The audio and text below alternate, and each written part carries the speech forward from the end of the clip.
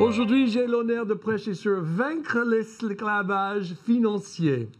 Mais moi, oui, on peut juste applaudir ça, mais... ouais, c'est bon, alléluia. En fait, j'ai fait un autre titre parce que je pense que c'est vraiment l'état d'esprit de mon cœur. C'est vers un état d'esprit axé sur la richesse du royaume.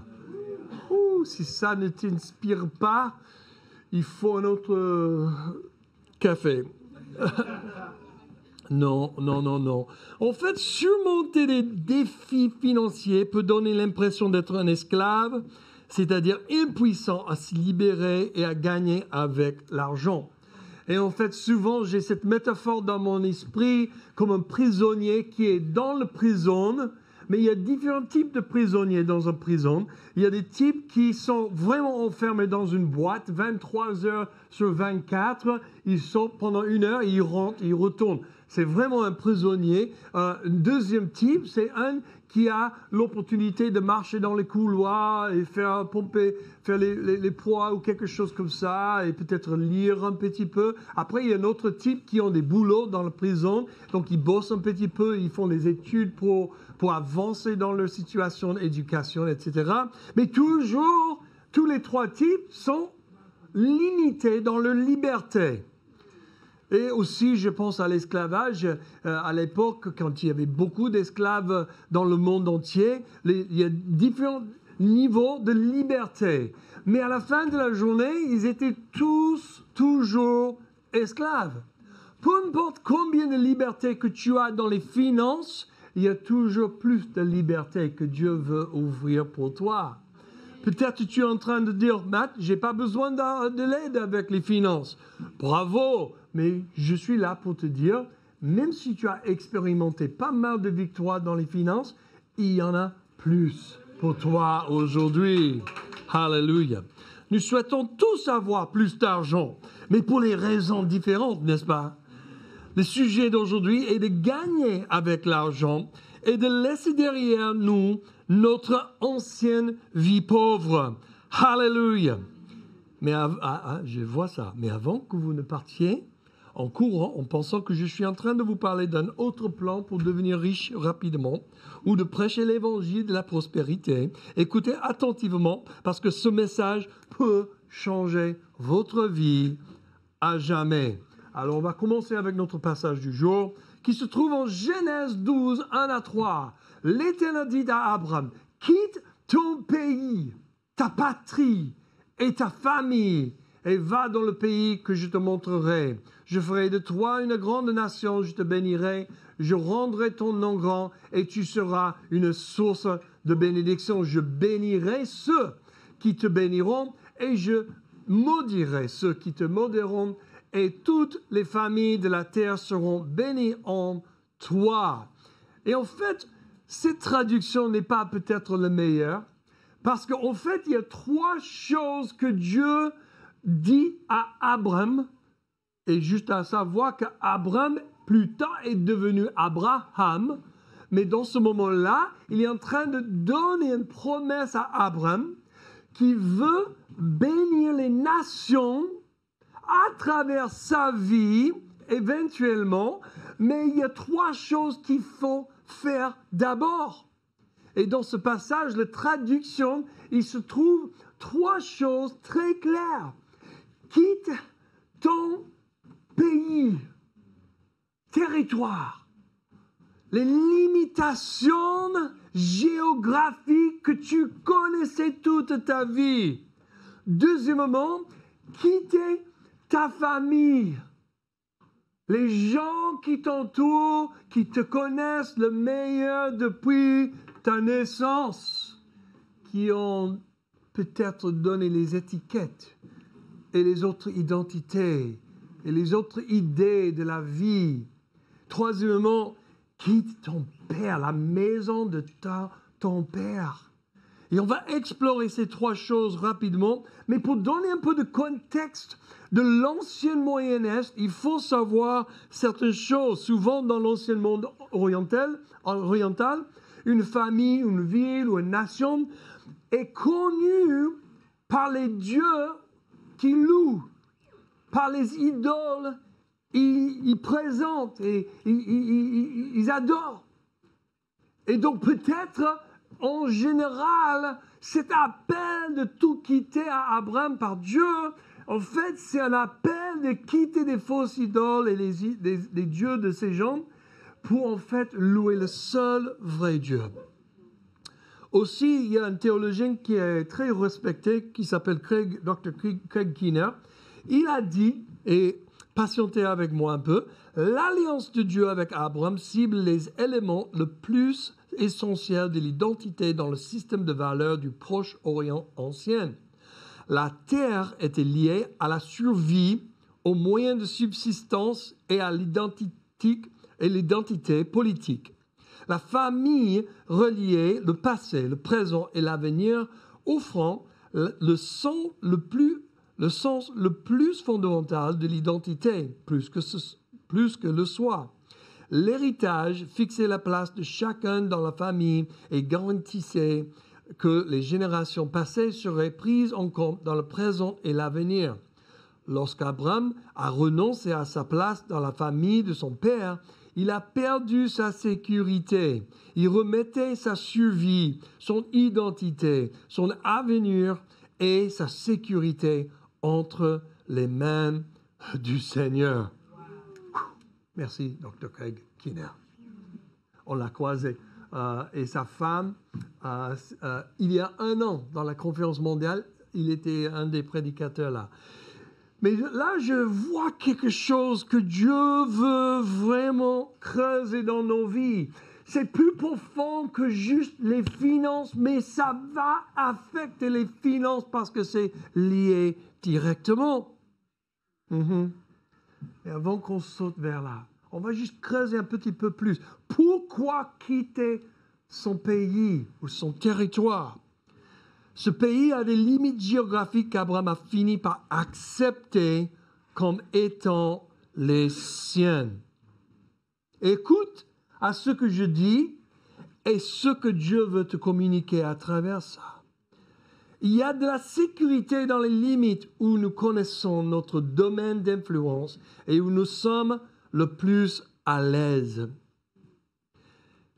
Une chose qui m'a choqué il y a des années, c'était de découvrir que les Français qui voyageaient le monde aimaient bien prendre les avions avec les entreprises aériennes françaises pour visiter le monde. Alors, Air France, par exemple, c'est le meilleur. C'est la meilleure entreprise aérienne que je n'ai jamais connue. Ah bon? Combien d'autres avions est-ce que vous avez pris? Il ne faut jamais prendre les autres, ça, parce que ça, c'est le meilleur. Bon, vous connaissez Lufthansa? Non, surtout pas Lufthansa. Les Allemands, blablabla. British Air? Tous ces gens-là, les roast beef, il faut se méfier des roast beef.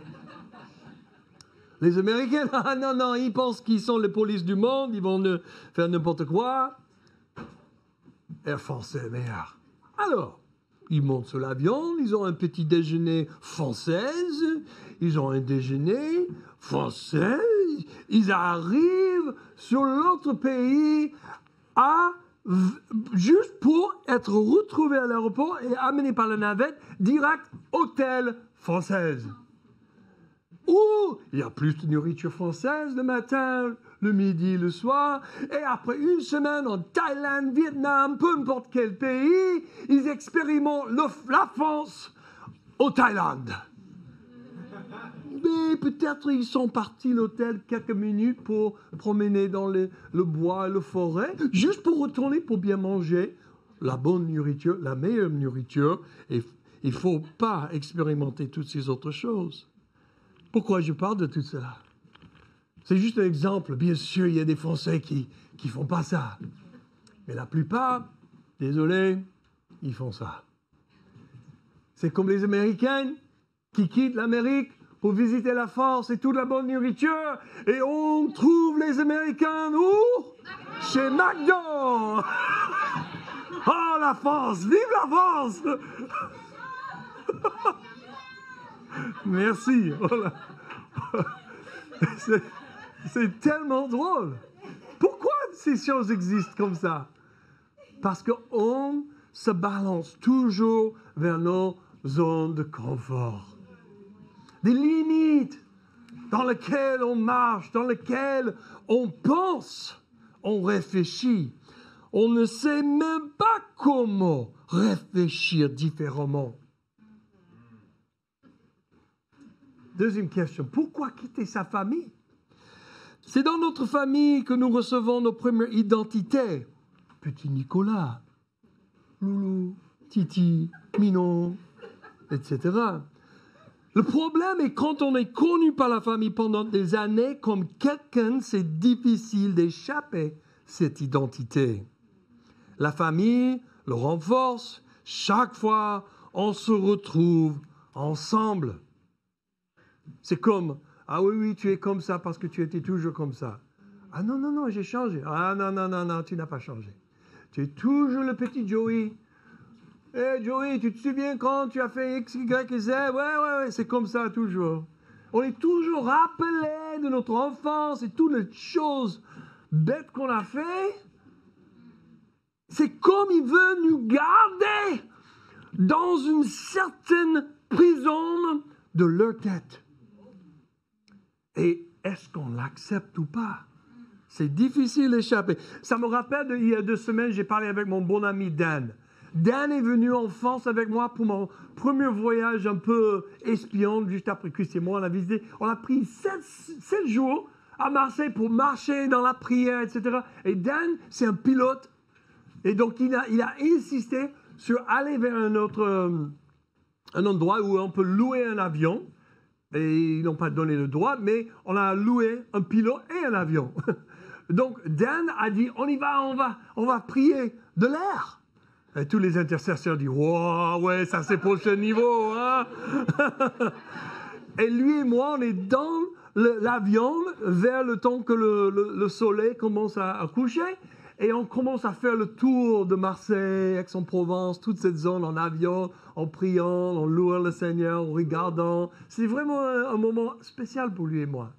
Et il m'a raconté une fois, tu sais Matt, il a grandi en Honduras comme un fils de missionnaire et il fait beaucoup de missions dans le monde latin, en espagnol. Il m'a dit, dans la culture latine, la plupart, il te donne un nom quand tu es jeune. Si tu es maigre, tu es flaco, maigre. Si tu es un peu plus souple, on va dire, tu es gordito, ou gordita. Mais rien de négatif, un peu péjoratif, c'est vraiment, hé, gordita. Quelle femme veut être appelée gordita ou gorda? Je ne sais pas. Peut-être il y en a quelques-unes. Mais dans ce sens-là, quand tu as 35 ans, 40 ans, et tu n'es plus flaco, plus maigre, il t'appelle flaco toujours. Et même si tu étais gordito, petit, mais tu es flaco maintenant, tu es toujours gordito. Tu ne peux pas échapper les étiquettes de ta jeunesse. Alors, Abraham doit quitter sa famille pour découvrir l'identité de Dieu pour lui. Et moi, j'étais obligé de faire la même chose dans ma famille. La troisième question, pourquoi quitter la maison de son père? Parce qu'un père donne 2 choses les plus importantes dans nos vies. Numéro 1, notre identité, et numéro 2, notre statut socio-économique. Notre identité, c'est quelque chose d'important. Abraham a reçu le nom Père exalté, c'est-à-dire Abraham, Père exalté. Tu imagines que tu es Abraham, tu as une femme et tu n'as aucun enfant. Hé, Père exalté, comment tu vas aujourd'hui? Papa exalté, comment tu vas? Je vais très bien. Merci de m'appeler par mon nom. Bon, j'imagine que le papa d'Abraham, il a prié peut-être, il a cherché les dieux, ou Dieu lui-même, je ne sais pas, et il a cherché, c'est quoi son nom? Dans le Moyen-Orient, dans l'Ancienne, tout le monde voulait prophétiser, tout le monde voulait entendre ce que Dieu ou les dieux, ou peu importe, pensée de leur fils, leur fille. Donc, ils ont toujours prophétisé leur nom. Ils ont toujours donné un nom avec signification qui parlait de quelque chose d'important. Et l'autre. Donc, son père, il a essayé d'imaginer le meilleure chose, peut-être. Père exalté, je t'appelle. Peut-être que c'était le nom qu'il voulait pour lui-même, je ne sais pas. Mais même dans l'honneur, il n'a rien touché ce que Dieu avait dans sa tête pour Abraham. Abraham, un père des multitudes, un père des nations. Mais Abraham, coincé dans les limitations géographiquement à tout ce que la famille, les cousins, les tontons et les tatis, il appelle tous les jours de sa vie. Il est en train de vivre sur une identité trop petite pour lui-même. Il est en train de vivre dans un statut économique plus petit, trop petit, même si la Bible dit qu'il était riche déjà. Plus tard, on voit qu'Abraham était très riche. C'est-à-dire que si Abraham est resté où il était, il n'allait jamais expérimenter d'être un père des multitudes avec les richesses pour pourvoir pour tout cela. Aujourd'hui, je suis là pour vous dire que Dieu veut nous amener sur un voyage comme le voyage d'Abraham jusqu'à Abraham. Il nous a appelés de ne pas rester où on est dans nos limitations, mais de quitter tout cela pour expérimenter un Dieu où il n'y a pas de limite. Nous sommes destinés à régner. Régner avec Dieu. En effet, on voit que nous sommes assis dans les lieux célestes avec Jésus. Le Nouveau Testament nous dit que nous sommes des co-héritiers avec Christ. Nous avons le Saint-Esprit, troisième personne de Dieu. Nous avons Dieu à l'intérieur de nous maintenant. En Proverbe 28, 16, il dit, un prince dépourvu d'intelligence multiplie les actes d'extorsion, mais celui qui déteste le profit malhonnête prolongera sa vie. Et encore en Pierre 2,9, mais vous êtes une race élue, une sacrificateur royal, une nation sainte, un peuple acquis pour que vous annonciez les vertus de celui qui vous a appelé des ténèbres à sa merveilleuse lumière. Et si nous sommes royaux, et si nous sommes appelés à régner, comment est-ce qu'on va régner, dominer, gérer le monde si nous avons une mentalité de pauvre? Proverbe 28 nous montre, on va opprimer les gens qu'on gère. Si nous avons l'état d'esprit d'un pauvre alors que nous régnons, les pauvres, ils vivent dans un mode de survie, toujours préoccupés par le prochain repas, la protection contre les éléments et les nécessités de la vie. Et si tout d'un coup je deviens prince dans le royaume, comment je vais vivre? Je vais me protéger. Je vais prendre tout ce dont j'ai besoin. Je vais commencer à stocker des choses dans le frigo, dans les placards, jusqu'à tout. J'ai tout parce que je pense à moi-même. J'ai du mal à imaginer que les ressources sont illimitées et commence à penser comme quelqu'un de royauté qui dit il faut que je pense aux gens, aux autres, que je gère, pas pour moi-même, mais pour les autres. Oh, c'est difficile d'être un prince pauvre. Et on termine par opprimer ceux qui nous entourent en ne pensant que à notre survie. Et c'est dans cet esprit, maintenant, on va examiner les 3 classes un peu classiques, si tu veux, dans le monde occidental. On va regarder la classe aisée ou riche. On va regarder la classe moyenne ou les ouvriers. Et on va regarder les classes pauvres vite fait. On va juste faire une petite révision sur ces 3 classes. Classe inférieure ou classe pauvre. L'état d'esprit des pauvres est façonné par la pénurie et la survie, ce qui les conduit à se concentrer sur les besoins immédiats tels que la nourriture, le logement et les soins de santé. Cette pensée à court terme, comme l'expliquent certains auteurs en 2013, limite leur capacité à planifier l'avenir.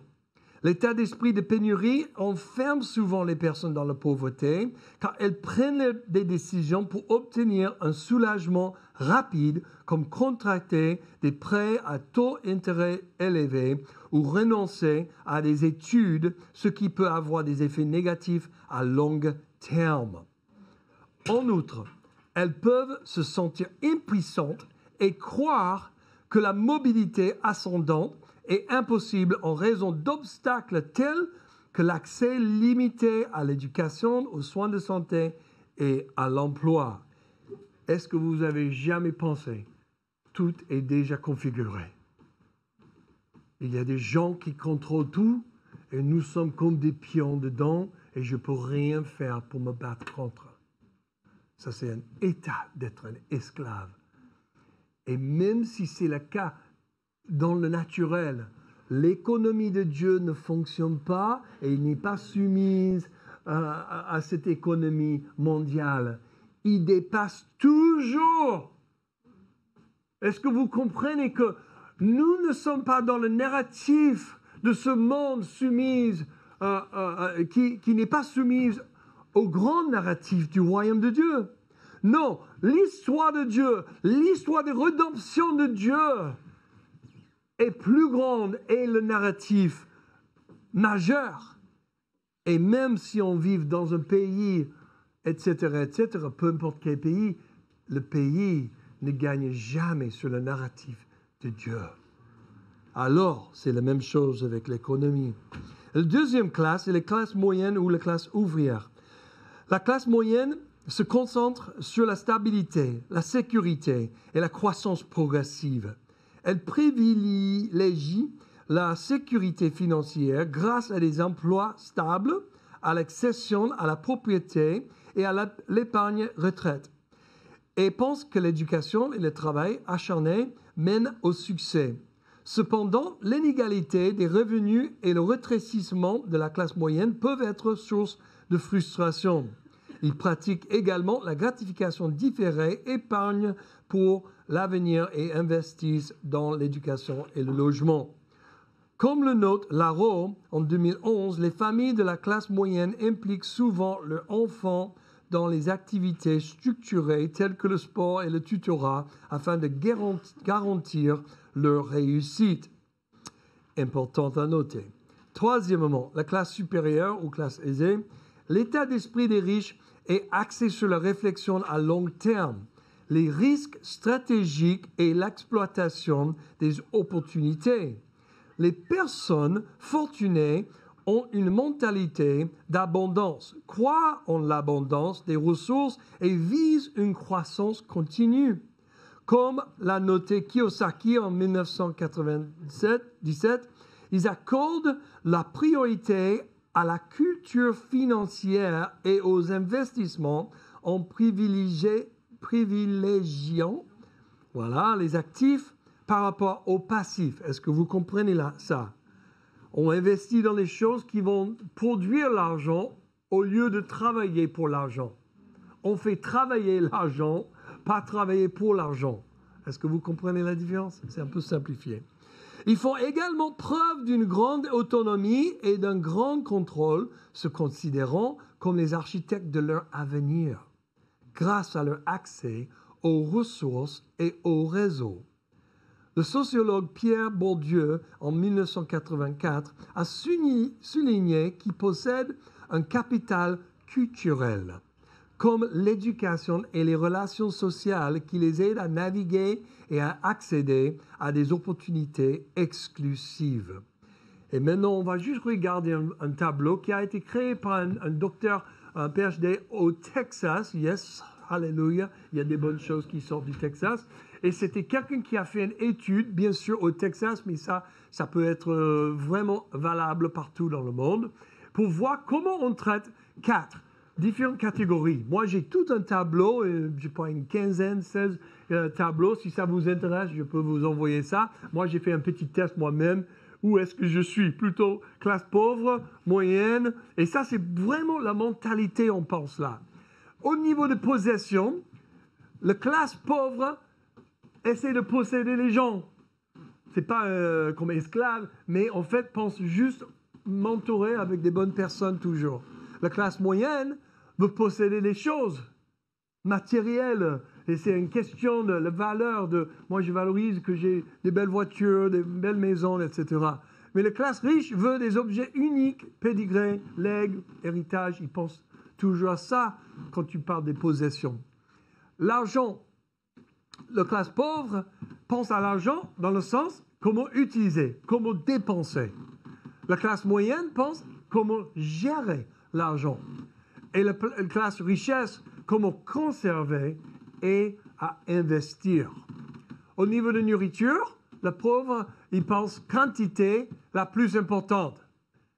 La classe moyenne, il pense qualité la plus importante. La richesse, présentation la plus importante. Et juste une petite note sur la nourriture. Moi, je suis entre le pauvre et le moyenne classe, là. La meilleure qualité pour la meilleure quantité, voilà, on trouve vraiment le bon... Est-ce qu'il y a des gens qui disent, oui, Matt, tu as raison. C'est-à-dire qu'on toujours, en fait, affirme la classe dans laquelle on est. Si quelqu'un dit, ah, c'est pas juste que et tout le monde, ouais, c'est ça, on est tous avec la même vue du monde, classe, normalement, socio-économique. Et quand on voit la quantité est le plus important, moi j'ai grandi avec cette mentalité, parce qu'aux États-Unis, surtout au Texas, on a créé des grands buffets à volonté. Si tu veux vivre au long terme, c'est pas l'endroit que tu veux manger. Mais si tu vis pour la survie, tu penses que à ça. Il faut que je maximise, il faut que je mange le plus que possible pour le prix, etc. La dernière catégorie, c'est la langue, comment on parle. Les gens dans la classe pauvre parlent avec une langue de survie. Et je pense toujours, je pense et je parle toujours comme quelqu'un qui, il faut juste survivre. Parler des nécessités. Pour la moyenne, c'est plutôt des négociations. Oui, je sais que c'est comme ça, mais il faut qu'on fasse comme ça. Donc, est-ce qu'on peut trouver une solution dans cette mélange? Mais la richesse, ils pensent toujours au réseautage. C'est-à-dire qu'ils aiment bien créer les réseaux où ils peuvent en fait naviguer. Et donc, même quand il y a une autre catégorie qui s'appelle la personnalité, la manière que chaque classe regarde la personnalité, c'est incroyable. Les riches, par exemple, ils apprécient beaucoup la personnalité, mais ils apprécient ça dans le sens qu'ils peuvent utiliser la personnalité pour créer des réseaux. Et les réseaux sont des endroits où sont privilégiés pour, en fait, prendre les moments, les opportunités uniques et vraiment exclusifs. Mais bon, tout cela, c'est pour te dire, nous avons un petit peu une classification des trois classes. Ils sont en général comme ça, peu importe quel pays en Occident on visite. Et c'est le problème, c'est que ce n'est pas le royaume de Dieu. Tu dis, mais c'est quoi la mentalité ou l'esprit, l'état d'esprit pour quelqu'un qui vient du royaume de Dieu? Je vais vous donner quelques trucs. Numéro 1, voir les circonstances d'un point de vue illimité. C'est un peu connecté avec les riches. Construire des relations en vue d'une connexion profonde et de l'avancement du royaume de Dieu à l'échelle mondiale.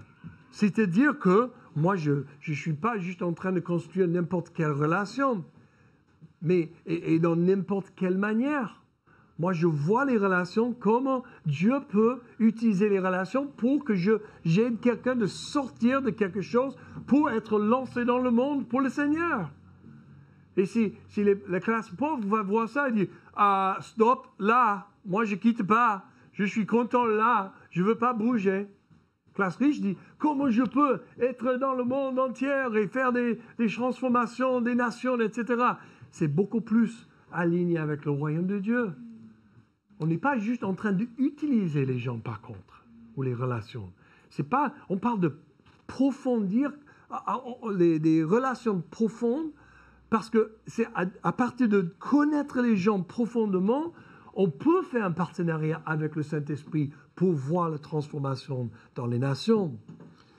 Troisième, réfléchir et aspirer à construire le royaume de Dieu dans une perspective multigénérationnelle, en trouvant des moyens de transférer la connaissance, la sagesse, l'expérience et même l'argent à la génération suivante. Pourquoi est-ce que je parle de ces choses alors que je devrais parler de sortir de l'esclavage financier? Parce que nous sommes esclaves financièrement, parce que nous sommes des esclaves de l'état d'esprit. On a besoin de penser et de réfléchir correctement d'abord, avant qu'on peut libérer les choses dans les autres zones de nos vies, et ça inclut les finances. Et Jésus veut que nous renouvellions notre esprit. Il nous a appelés de quitter les voies de ce monde pour entrer sur les voies du royaume. En Ésaïe 55, on voit, en effet, vos pensées ne sont pas mes pensées, mes voix ne sont pas vos voix, déclare l'Éternel. Le ciel est bien plus haut que la terre. De même, mes voix sont bien au-dessus de vos voix et mes pensées bien au-dessous de vos pensées. C'est-à-dire que Dieu est en train de reprocher le peuple de Dieu pour retourner aux voies du Seigneur, retourner à la manière de penser comme Dieu pense. Et même en Romains 12, 2, Paul dit, ne vous conformez pas au monde actuel, mais soyez transformés par le renouvellement de l'intelligence afin de discerner quelle est la volonté de Dieu, ce qui est bon, agréable et parfait. Le but de Dieu, Ancien Testament, Nouveau Testament, c'est la transformation en image de Jésus-Christ. Jésus est en train de marcher comme un pauvre en pensant comme un riche, en train d'accéder aux ressources du ciel, dans la guérison, la résurrection, dans l'argent, comme il gérait l'argent, comme il avait un accès à tout, parce qu'il avait. Peu importe comment il n'avait pas une grande maison, il n'avait pas une belle voiture, char ou quelque chose comme ça. Il n'avait pas besoin de tout cela. Mais il vivait comme un riche. Pourquoi? C'est une mentalité. C'est un esprit. On a besoin de retourner et de renouveler en nous.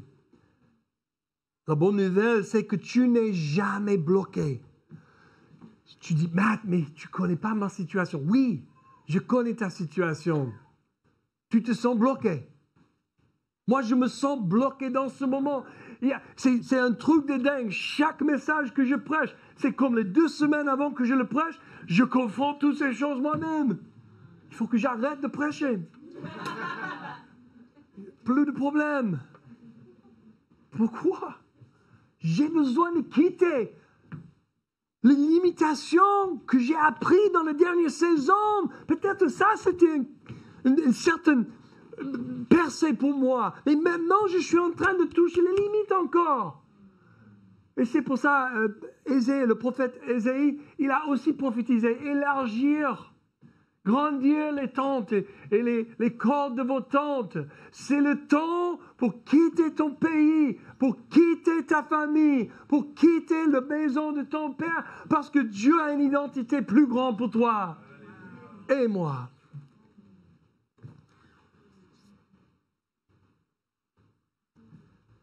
Je vais juste terminer avec quelques aspects rapidement sur le pratique. Je sais que j'ai parlé beaucoup philosophie, théologie, parce que au niveau de notre théologie et notre philosophie de vie, il faut qu'il y ait un alignement là. Parce que quand ces choses s'alignent, de bonne théologie, et on accepte ça et on adopte ça dans notre philosophie de la vie, c'est là où Dieu commence à libérer sa présence, ses ressources, sa provision, sa protection, les relations dont on a besoin, profondes et en abondance. La vie en abondance, en fait. Mais il y a des solutions pratiques pour vaincre l'esclavage financier. Et la première, c'est de toujours donner la dîme et d'être guidé par le Saint-Esprit pour donner les offrandes. La dîme, à mon avis, à ma conviction, il faut que ça soit placé dans l'église locale. Après les offrandes, vous faites ce que vous voulez par le Saint-Esprit. Pourquoi je dis ça? Pourquoi je crois que la dîme est très importante pour l'église locale? Déjà, on a le modèle dans l'Ancien Testament que les Lévites sont pourvus par le peuple, les dîmes des peuples. Mais deuxièmement, c'est parce que quand on est obligé, dans un sens, devant le Seigneur, ce n'est pas une obligation, vous faites ce que vous voulez à la fin de la journée. Mais quand on donne la dîme à l'église locale, on n'a pas le contrôle de cet argent. C'est juste décidé avant que je le donne et je n'ai pas le contrôle. Avec les offrandes, on a toujours un peu de contrôle. Et Dieu veut vraiment qu'on lâche prise. Tout est à lui, en fait. Le 100%, c'est à lui. Mais il te confie cet argent. Et il veut toujours, avec cette dîme chaque mois, garder ces petits tests. Donne-moi juste 10%. Retourne-moi à 10% que je t'ai donné, que je t'ai confié, pour garder ton cœur propre, pour garder un cœur de générosité. Et quand les offrandes, les opportunités dans les offrandes arrivent, ça va déborder. Deuxième point, établir un budget mensuel et le respecter. 3. Se désendetter et rester désendetté. 4. Placer 3 à 6 mois d'économie sur un compte d'épargne d'urgence. Et numéro 5, investir dans l'immobilier, d'abord dans votre maison, dans les fonds boursiers et dans les entreprises en commençant le plus tôt possible. Tout cela, c'est dans notre séminaire que Christian et moi, on le fait tous les quelques années ou parfois individuellement. C'est que 5 000 € pour le séminaire et vous allez sortir. Non. Petit pub. Non, on le fait souvent pour aider les couples et aussi les individuels de vraiment faire un grand plan. Je n'ai pas le temps pour rentrer dans un plan financier sur un dimanche matin. Mais j'ai le temps pour découvrir la bonne théologie qui va nous faire sortir un esprit esclave à un esprit du royaume de Dieu, les richesses du royaume de Dieu. Êtes-vous prêts à partir en voyage avec Abraham? Ce voyage vous fera passer de Père exalté à un Père des nations. Ce voyage vous fera sortir de ce que vous avez toujours connu, de votre zone de confort, pour entrer dans les voies fantastiques et illimitées de Dieu. Vous passerez de la vie est bonne à la vie est géniale. Aujourd'hui, je t'encourage à faire le premier pas et à dire oui à l'appel de Dieu qui t'invite à quitter ton famille, ton pays, ta famille et ton père et la maison de ton père. Amen.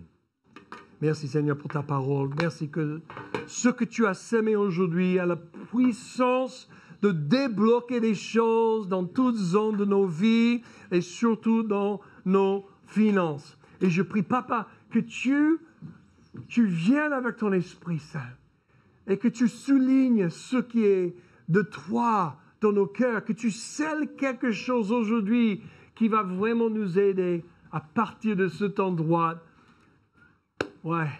différent.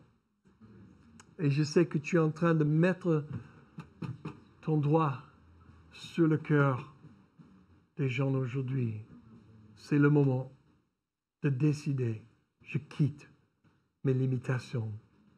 Je quitte la pensée de limiter Dieu, de ne pas penser que les ressources sont illimitées, de ne pas penser que la protection de Dieu est illimitée, la bonté de Dieu est illimitée, l'amour de Dieu est illimité pour moi.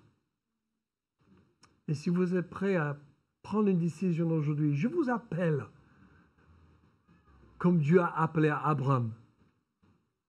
Et si vous êtes prêts à dire, moi aujourd'hui je prends la décision de quitter tout ce que je connaissais pour rentrer dans les voies du Seigneur, levez-vous. Levez-vous aujourd'hui. Vous êtes prêts?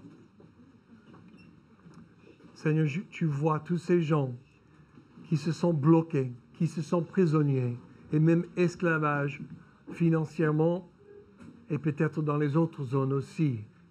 Et je prie, Papa, que tu libères ta grâce pour bénir chaque personne, qu'aujourd'hui, que les limites soient enlevées pour chaque personne qui pense pas correctement, Seigneur, que tu enlèves ces mauvaises pensées, tu les remplaces avec les pensées de Dieu, de la Bible, de tout ce qui est bon et divin, qui puisse rentrer dans une nouvelle saison de vie victorieuse. Au nom de Jésus-Christ. Amen.